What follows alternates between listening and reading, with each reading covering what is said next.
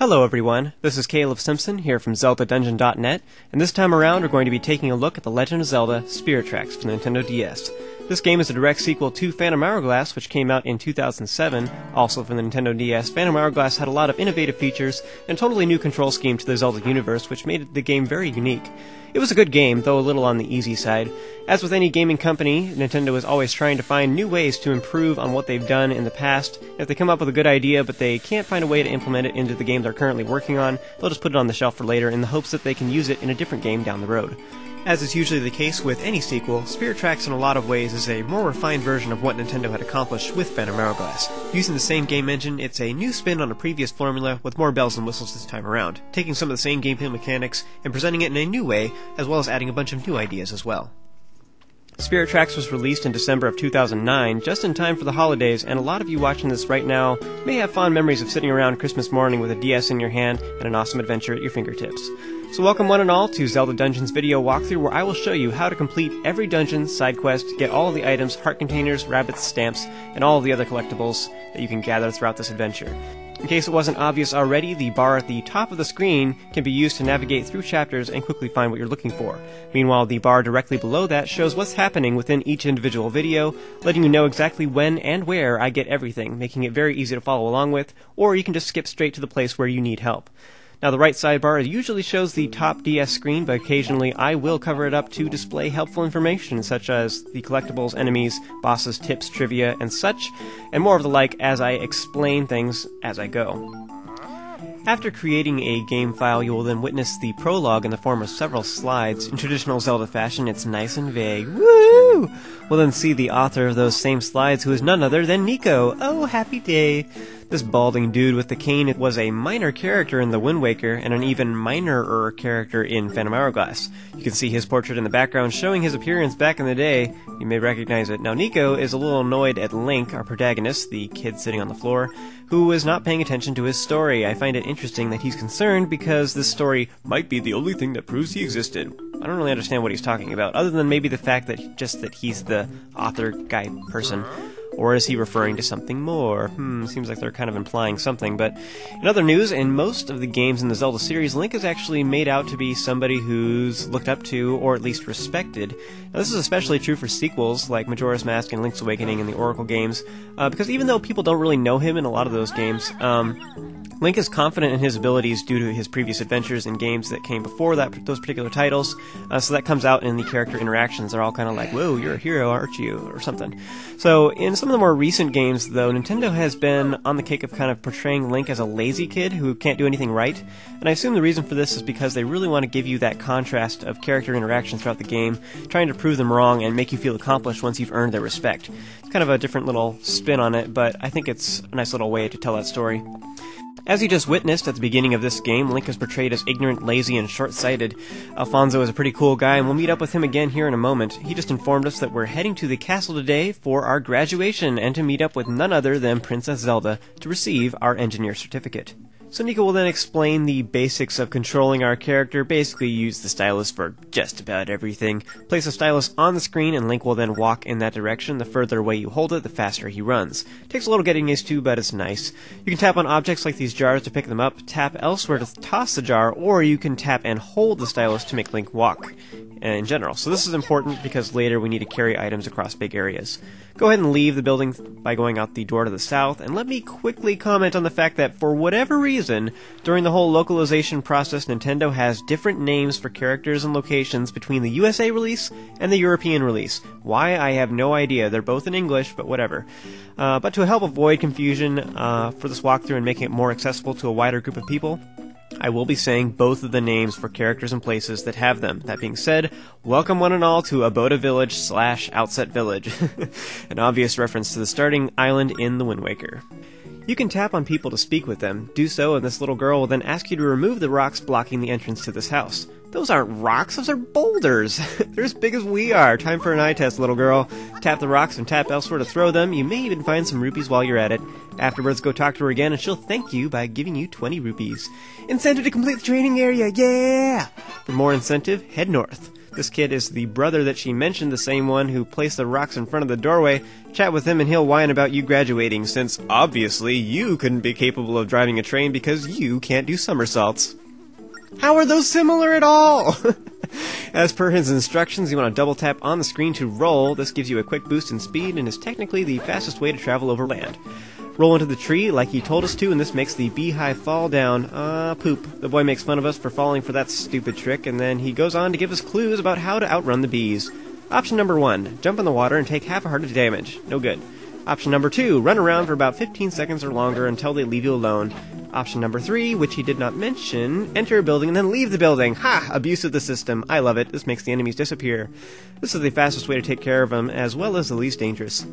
You can chat with the lady inside if you want, but she just reminisces about how wonderful and exciting it would be to go to the castle. Back outside, you should throw some of the rocks nearby and hopefully get a recovery heart. These little red doohickeys restore your life and also look great on Valentine's cards. Yeah! So go chat with the kid who's off to the right and he'll feel guilty forking over your very first treasure. It'll be one of the 5 common treasures and it's random which one you receive. But don't worry though, even if you get a different one than me, that's totally fine. And that's pretty typical. The common treasures are each worth 50 rupees, so technically he gave us a better reward than his sister did. So she's holding out on us, so I guess being stung by those bees was totally worth it. These things are quite valuable and you'll occasionally find them inside jars as well, so if you break some pottery throughout your adventures and you see treasure pop out, be sure to snag it as soon as possible because it's well worth your while to grab it. Even if it's a treasure that you're not really using and you don't care for, you can always just sell it for rupees instead that you can use to purchase other things. So always grab treasure, especially if you just stumble across it. Just snag it.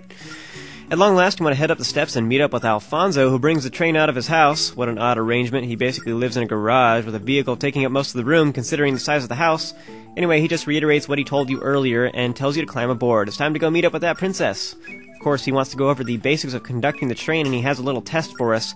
We have about 300 seconds to get there, which is about double the amount of time required, so we have some definite fudge room. Top screen allows you to see a map of the available tracks we can use to get to our destination, which is all the way to the far north. Time to hop on that train and give it the salute. Yeah! Before long, Alfonso will then explain how to conduct the train. Controlling it is pretty similar to the boat from Phantom Hourglass, so you veterans of that game are already in familiar territory. The gearbox on the right allows you to control the speed and direction the train is moving. To change it, you simply want to tap and drag the lever to the desired speed. You have reverse, stop, forward, and light speed. Haha. It isn't actually light speed, but by the end of the game, you'll sure wish it was. Yeah. You can speed up and slow down. To stop pretty quickly, you want to just simply use reverse to have Link slam on the brakes. So this is very useful. You should get used to just dragging the gearbox all the way down and then putting it forward again. There are going to be several points throughout the game where you're going to have to stop pretty fast. With the rope in the corner, you can tap and drag it downwards to blow the whistle. To look around, you can simply tap anywhere on the screen and drag your stylus around to rotate your angle. It's pretty intuitive, and you should experiment to explore the scenery in practice. Up ahead, we have our very first overworld enemy known as a Moyne. These cow-flavored pigs are often found on our precious railroad tracks and can be frightened off by blowing your whistle. Tap the rope and drag it downwards to do this, and keep it held for a bit as you approach them to ensure you get them and get it taken care of. If you do it too soon, though, it may not work, so you'll have to quickly do it a second time. So up ahead, we have Oncoming Traffic. These passenger trains make circles around Hyrule because town laps are just the cool thing to do these days, right? You want to use the rail switch on the bottom and change your course. Again, you just tap and drag the lever to choose which rail you want to go on. You can see it highlighted on your map in the form of dashed lines, which shows you which one you currently have highlighted. You can also look at the bottom screen, and the highlighted track is shown in red, and it will slowly fade to a regular color as you pass over it, and you're no longer choosing. Now, if you do choose the wrong one, don't worry, you can go in reverse, and you can back up and then start going forward again and choose a different rail. So you can, back up and go different directions and stuff to turn around and such at these corners. So that's always an option as well. In this case, we obviously want to go right so we avoid colliding with the other train, and now in our fast speed, we're actually a bit faster than these other trains, so you should easily be able to stay ahead of them. This may be a good time to practice looking around. You want to tap the screen and drag the stylus to change your camera angle. It doesn't matter too much right now, but later on it becomes very important and would be very helpful to master it before then. So this is a very good time to try it out. Up ahead, you'll see on my map that this oncoming train is going to go straight. You can see the arrows showing you which direction the trains are going to go. At this point, I have the option of either going left and trying to stay ahead of it, or waiting for it to pass. Now, I like stopping at these corners. It's a safe place where I can avoid traffic, and it's a cool trick for later, as you'll find out. I'll talk more about that as the walkthrough progresses, but it's a really sweet way to avoid trains. Now, this next train is a bit trickier. I know that I'm faster than that passenger car, so I just go right on through, even though it's blowing its whistle at me and everything. I know I can stay ahead of it. Now, granted, I am a veteran of this, so I'm confident that I can do this without crashing into them, but if you don't feel comfortable with that, you can always slow down and just follow behind it. I'm trying to take an efficient path and go as fast as possible to get to our destination, so I'm not wasting time. Alternatively, you could always go the opposite direction to reach the castle before the other train, but that's a little dangerous because then you're both kind of facing each other.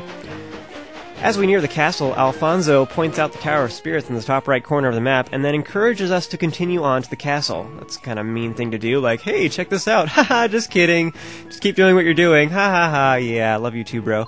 Now up ahead, we have our stop at the castle. You'll notice that there's a funny little target sign up ahead, and the goal is to stop here before you hit that mark. You want to pull the gearbox to the pause section to make you slow down steadily, but I like to use reverse to make a more abrupt stop, and then you want to end by bringing it to the pause area to come to a complete stop.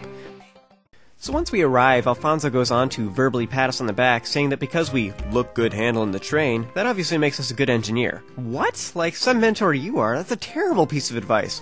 Well, I'm a terrible driver, but hey, I'm mighty nice looking, and that totally makes up for it, right? No, that means you shouldn't drive.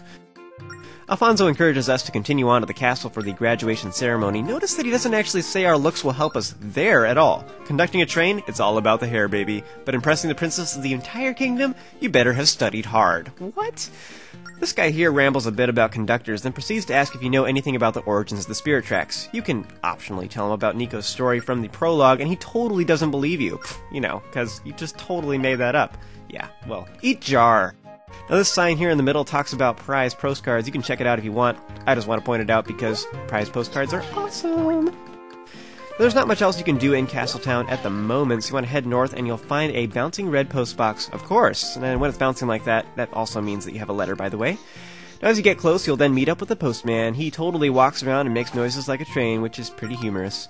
He then introduces himself and quickly offers to read your letters aloud, only to correct himself by saying the new policy is to hand it over because people thought him reading it aloud was rude. This is actually a hilarious reference to the previous game because in Phantom Hourglass the postman would fly around and he'd show up when you got a new letter and he'd read it out loud and then he'd just leave and fly away, and the letter never actually left his hands, which was kind of strange. Now, I really enjoyed him simply because he was such a goofy character and he made silly observations about the contents of the letter.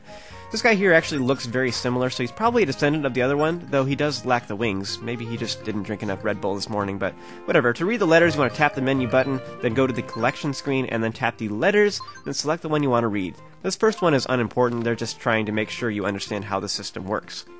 Speaking of systems, let me take this opportunity to point out our collection status in the bottom right corner of the video. In case it wasn't painfully obvious already, I will be updating that as I gather things in this walkthrough. So if you're following along and you're trying to make sure you get everything, you can always ensure that you have the same stuff I do, so that you don't miss anything. Once you're done checking out the letter, you want to head north and enter Hyrule Castle. That's kind of one thing I always thought was a little strange in video games. Whenever they have a castle right next to a town, it's always like way bigger than the actual village itself. In this game, they have lots of empty hallways and stuff, and yet there's very few buildings in the actual towns. Although they do have a lot more towns than they do in most Zelda games, so that's something. As you head north, you want to speak with the guard on the left to gain entry into the actual castle itself. After that, just keep going straight, speak with this guard who quickly turns you away, but he is interrupted by Chancellor Cole, who then permits you to enter. That's pretty much all the instructions necessary for this next little while, so I will remain silent for the following cutscenes. Hope you guys found this helpful as well as entertaining, and if you'd like to keep watching, you can check out our playlist for this walkthrough on our YouTube channel, or go to our website and watch these on our video walkthrough pages, which may be a little easier to find the videos you're looking for. And keep in mind that on our website we also have guides for all the rabbit locations, the forest gems, the stamps, so all that kind of stuff. There are guides available that we have, so if you were watching this on YouTube, there will be links to all that in the description as well. So thank you guys for joining me, and I will see you guys for the next video.